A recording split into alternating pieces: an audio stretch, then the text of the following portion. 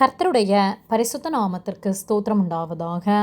கர்த்தராகிய இயேசு கிறிஸ்துவின் நாமத்தில் உங்களுக்கு கிருபையும் சமாதானமும் உண்டாவதாக. இந்த நாளுக்குரிய தியானத்திற்கான தேவ வார்த்தை நாகூம் அதிகாரம் 1 வசனம் 15.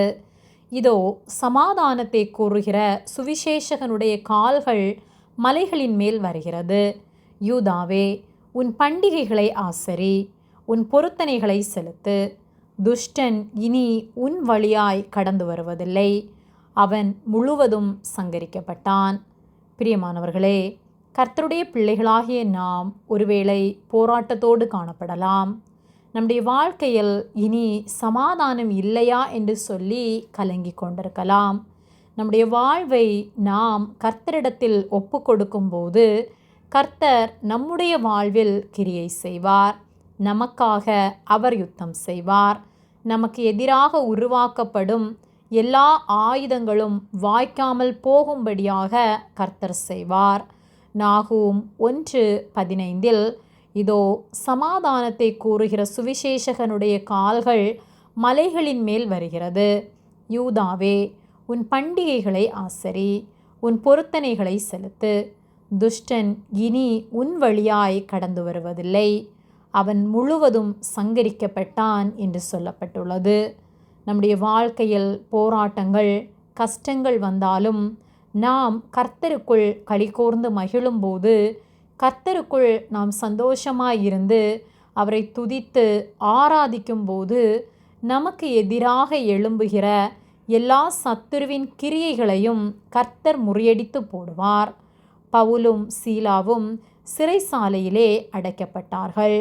அந்த போராட்டத்திலும் அவர்கள் மனமுடைந்து போகாமல் சிறைச்சாலையிலே கர்த்தரை துதித்தார்கள். அவர்கள் துதிக்கிற சத்தத்தை மற்ற சிறைச்சாலை கைதிகள் கேட்டுக்கொண்டிருந்தார்கள். நடுராத்திரியிலே சிறைச்சாலை கதவுகள் திறக்கப்பட்டது. கர்த்தர் அவர்களை விடுவித்து அநேகர் கர்த்தரை அறிந்து கொள்ள உதவி செய்தார். அப்படியாகத்தான் நம்முடைய வாழ்விலும் போராட்டங்களிலும் நாம் கர்த்தரை துதிக்கும்போது நமக்கு எதிராக எழும்புகிற துஷ்டன் இனி நம் வழியாய் கடந்து வராதபடிக்கு கர்த்தர் அவனை முழுவதுமாக சங்கரித்து போடுவார். சத்துருவின் கிரியைகளை முற்றிலுமாக அவர் முறியடிப்பார். ஆகவே கலங்காமல் திகைக்காமல் கர்த்தருக்குள் சந்தோஷமாயிருப்போம். அவரை முழு இருதயத்தோடும் விசுவாசித்து அவர் ஒருவரையே ஆராதனை செய்வோம். கர்த்தர் நம் வாழ்வில் பெரிய காரியங்களை செய்வார். ஆமேன். ஜெபம்.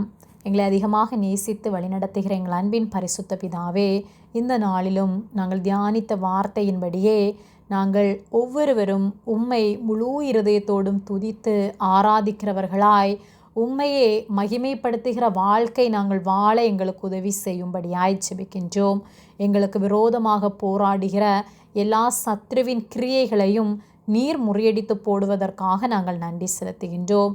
துஷ்டன் இனி எங்கள் வழியாக கடந்து வராதபடிக்கு நீர் அவனுடைய தந்திரங்களை முறியடித்து எங்களுக்கு விரோதமாக உருவாக்கப்படுகிற எல்லா ஆயுதங்களும் வாய்க்காமலே போக பண்ணுவதற்காக நாங்கள் நன்றி செலுத்துகின்றோம். நீர் எங்களோடு கூட இருந்து எங்களை காத்து நடத்துவதற்காக நன்றி செலுத்துகின்றோம். இயேசுவின் நாமத்தில் ஜெபிக்கின்றோம் பிதாவே. ஆமேன். கர்த்தர் உங்களை ஆசீர்வதிப்பாராக.